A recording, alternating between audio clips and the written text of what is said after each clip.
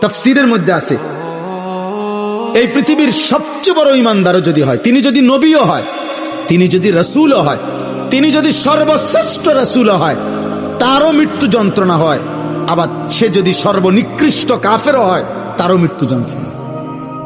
সাকরাতুল মাউত থেকে কারো মুক্তি নেই। মৃত্যু যন্ত্রণা নবীরও হয়েছে, উম্মতেরও হয়। মৃত্যু যন্ত্রণা খোদ আমাদের নবী সাল্লাল্লাহু আলাইহি সাল্লামেরও হয়েছিল। মৃত্যু যন্ত্রণা পৃথিবীর নিকৃষ্ট কাফেরদেরও হয়েছে। কিন্তু উভয়ের মৃত্যু যন্ত্রণার মধ্যে পার্থক্য আছে, অনুভূতির মধ্যে পার্থক্য আছে। সেটা পরে বলতেছি, আগে এই কথাটা প্রথম প্রমাণ বুঝাইতেছি আর কি, যে মৃত্যুর পূর্ব মুহূর্তে সাকরাতুল মাউত, এটার মুখোমুখি হইতে হবে প্রত্যেককে, ইমানদারকেও নাফরমানকেও।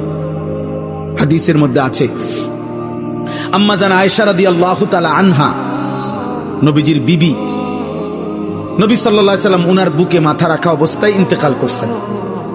তো নবীজি সাল্লাল্লাহু আলাইহি সাল্লামের ইন্তেকালের পূর্ব মুহূর্তে হযরত আয়েশা রাদিয়াল্লাহু তাআলা আনহা বলেন, আল্লাহর নবী সাল্লাল্লাহু আলাইহি সাল্লামের কপাল মোবারক বারবার ভিজে ছিল, ঘামে ভিজে যাচ্ছিল।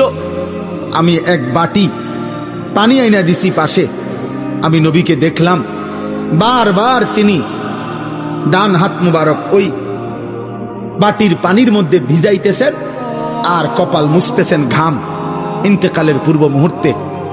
আর নবীজি বলতেছিলেন, তখন দোয়া করতেছিলেন, আল্লাহুম্মা আইন্নি আলা সাকারাতিল মাউত, আয় মাওলা, মৃত্যু যন্ত্রণার এই মুহূর্তে আপনি আমারে সাহায্য করেন। আল্লাহুম্মা হাফফিন আলাইয়া সাকারাতিল মাউত। এরপরে নবী বলছে, আল্লাহ আমার মৃত্যু যন্ত্রণা সহজ করে দেন।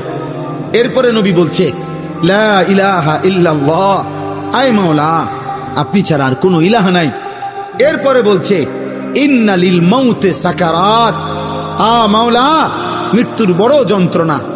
আমি বুঝতেছিলাম, আমার মনে হয় তিনি তো মাসুম নবী, তিনি তো নিষ্পাপ নবী, তিনি তো মাহবুব আল্লাহ তাআলার। তো তিনি যেন বলতেছেন, আল্লাহ মৃত্যুর বড় যন্ত্রণা, তার মানে তিনি বলতেছেন, মাওলা আমার কাছে যদি মৃত্যুর যন্ত্রণা এমন মনে হয়, হায় মাওলা আমার গুনাহগার উম্মতের কি হবে তাইলে।